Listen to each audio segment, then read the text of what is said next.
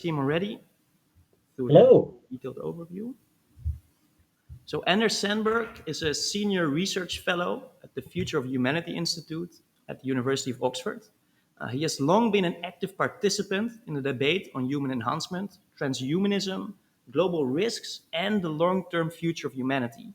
And the topic of your talk, Anders, will be on winning the transhuman race, and we're very much looking forward to it.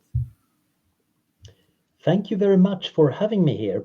And it's delightful, since I'm a bit of a philosopher, that you titled this whole thing kind of the transhuman race, because that's a challenge. You immediately start wondering, what do you mean by that? And then, of course, as a philosopher, I immediately have very fun trying to figure out what to say. So my little talk is going to be about what could that possibly mean? So let's see if I can get sharing to work here. Uh, I'm originally a computational neuroscientist, and then I ended up in the philosophy department of the University of Oxford because I was working on the ethics of human enhancement. And that is, of course, a fantastic place when trying to think about meanings of words and meanings of how we change as a species. So the word race has a bit of a double meaning in English. So it's kind of built in because it actually comes from totally different sources. One is from the Old Norse ras, which means rapid forward movement, which leads to this idea of a contest of speed. Indeed, at least in Scandinavian language, we have a lot of words that seems to connote speed linked to ras. But then we have the Italian razza, which is a bit uncertain where it's actually coming from, which now have turned into major groupings of humankind, but originally might have some complicated link to the Latin radix, a root. So we have these two very different sources of the word race. One is where we're rooted, what kind of beings we are, and we might speak about the family resemblance. Another one is this moving forward, this race that might be competitive, or it might be that we're all just together trying to get forward in a great, nice, happy running event. So I think this leads to these core questions that we're going to be discussing tonight. Towards what are we moving? And are we doing it together, separately, in competition, or maybe something completely different? So when you start talking about transhumanism, you usually better give some kind of definition. And the traditional idea of humanism is that we can improve on the human condition. So this came about during the Renaissance when the people started picking up on classical ideas and then moving them forward to the Enlightenment with this concept that maybe through rational thinking, education, a bit of science, we can avoid starving. We can avoid having much material trouble. We can become nicer people through education. And that has, of course, continued in the humanistic tradition in various branches. Transhumanism takes this a step further. It questions the human condition, including the biological human condition, and asks, how do we make this better? So this could include things like downsides of human life, like aging and pain. Do we really need to age? Do we really need pain? In the case of pain, we know that pain is a rather important signal that tells us that our bodies are in danger. But quite often we receive that signal and then it just keeps on going. We already know that we need to go to the doctor. We already know that a part of the body is damaged, but the surgeon has fixed it. And yet retaining the pain now is just causing suffering. At that point, we can intervene, of course, with anesthesia or painkillers or other tools. Similarly, aging, is it really a law of nature that organisms age? Well, it turns out that there are organisms out in nature that don't show any form of aging whatsoever. And it seems like in the lab we can manipulate the aging process. That, of course, leads to interesting questions like, could we remove aging? And would it be a good idea? And in general, of course, in the past, human evolution just happened through the ruthless selection of the environment. But gradually we made it much more subject to our own, sometimes more humane goals. It's not just that we try to remove pain. It's also that we realize that many illnesses and other problems, we can actually find solutions to them. And we might now be on the threshold of being able to modify our bodies and minds directly. And this would enable entirely new forms of evolution that is not found in nature, but subject to human values. Which of course also mean that now we better think about what kind of values we should try to apply. The problem is, of course, now we're getting into the deep waters of philosophy here. And this is really the answer to the towards what are we moving question.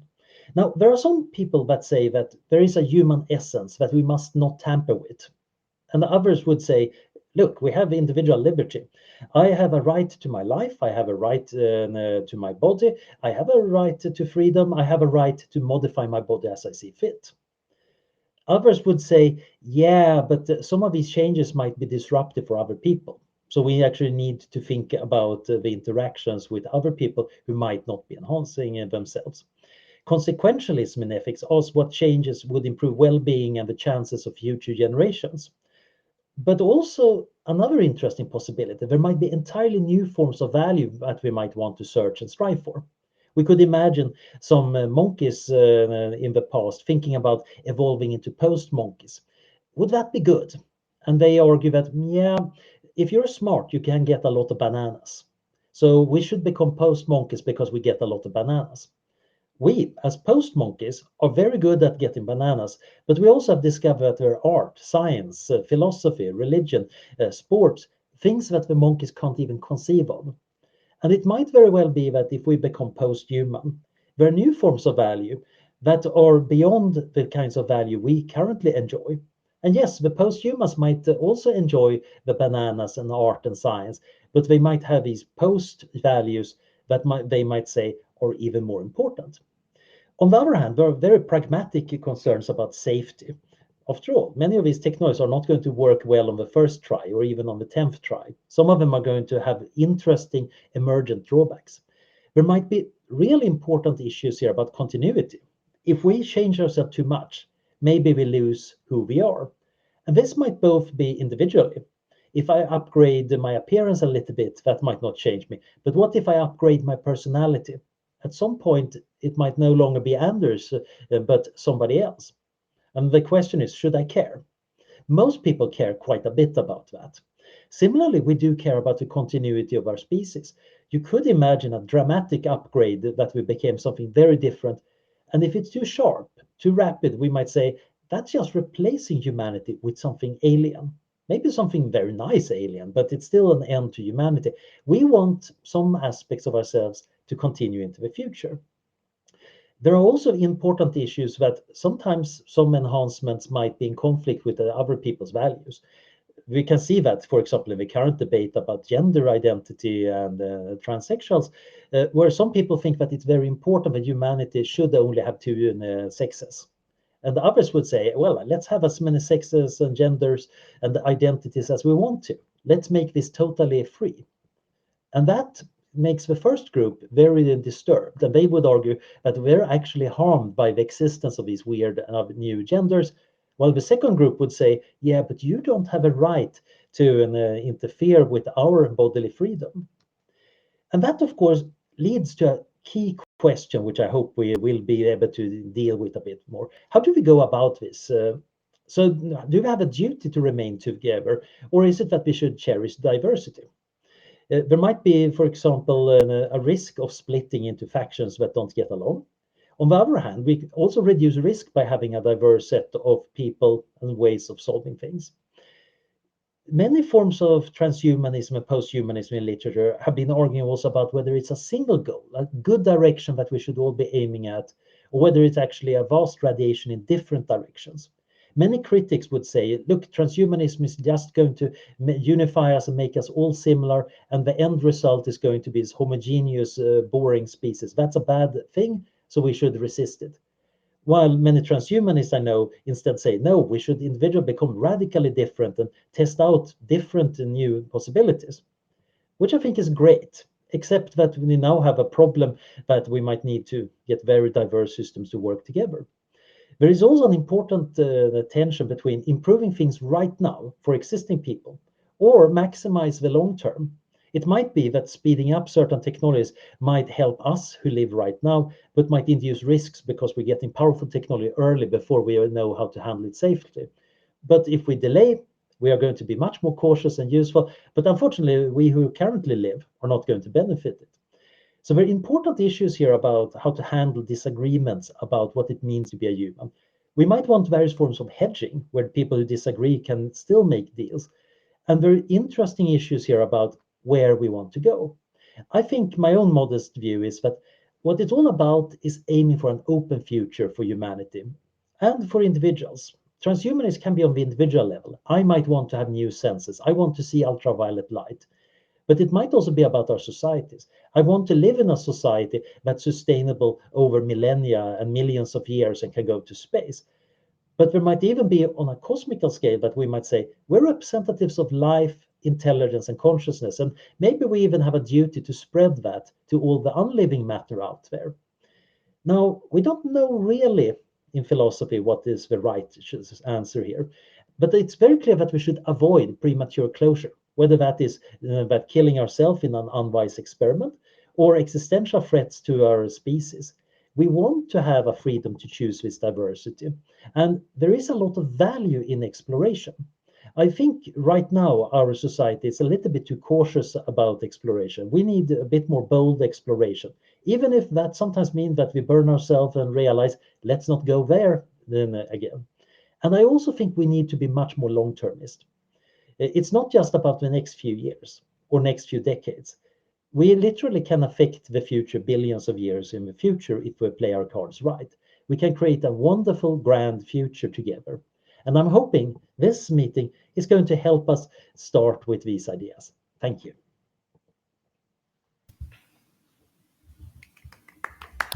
Thank you very much, Anders. It was very, I think, a great introduction with some very important questions that would be indeed great if we could tackle tonight.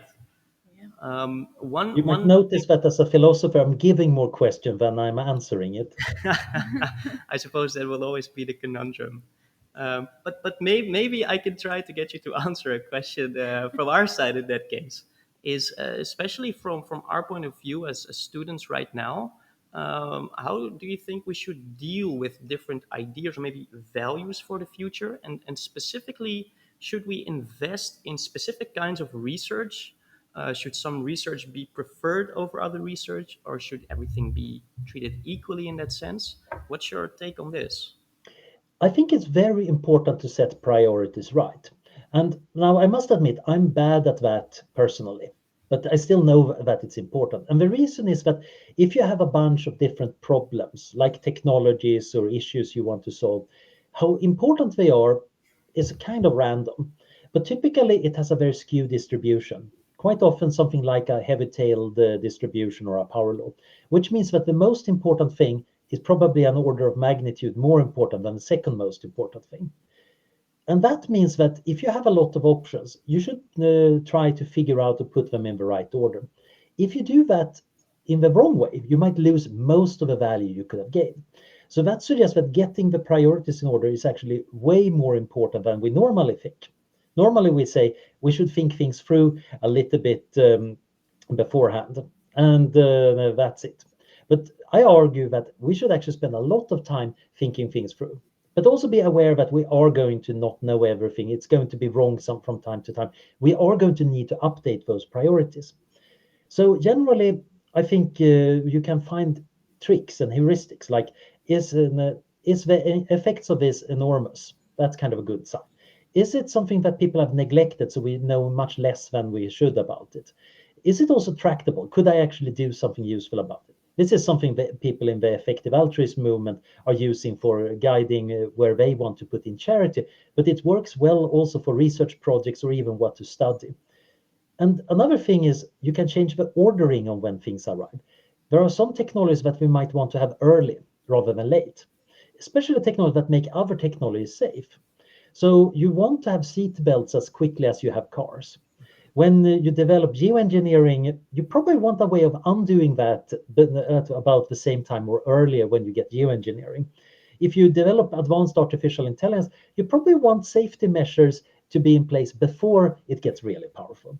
And the cool thing is accelerating the certain technologies is much easier than stopping other technologies. It's kind of more exciting to figure it out too. Great, great. I think that's a very nice perspective to take into consideration. I also see some questions that have appeared in the chat. And yeah, it's a question from G. Stolyarov. Sorry for probably Gennady butchering your Stolyarov. name. Thank you. And the question is, no matter how great the diversity among humans or other sapient beings, do you think we can all converge upon the same core values, for instance, survival and longevity, in the transhumanist framework? It's a great question, and unfortunately, it's one of those big questions in meta ethics that philosophers can build entire careers on. And unfortunately, we don't know yet. So there are some philosophers who would argue that actually, yeah, ethics is something we make up. There is no reason why it should converge. And others would say, no, actually, there are probably optima. You can even make an argument that regardless of what your goals are, there are certain things that are generally effective for reaching them. So for most goals, surviving is a good thing. There are a few weird goals that means that survival is not relevant, but most goals for most people and most beings are going to be pro survival. Longevity is generally good for achieving your goals. So I think at the very least we can make the claim that there are some things we can mostly agree on. Then we're going to maybe disagree on the big goals. And it might be that philosophers a million years from now are still writing papers and are still not figuring it out. But that's something we can find out. If we survive long enough, we have the time. Mhm, mhm. So that's a crucial element Yeah. there, being there long enough. In that fashion, I think there's a very nice next question. Maybe looking at the time, that will be the last question we can Yeah. take. And the question is from Lulu Farrell. Is there any development right now that scares you? Yeah, there is a fair bit of biotechnology that makes me nervous.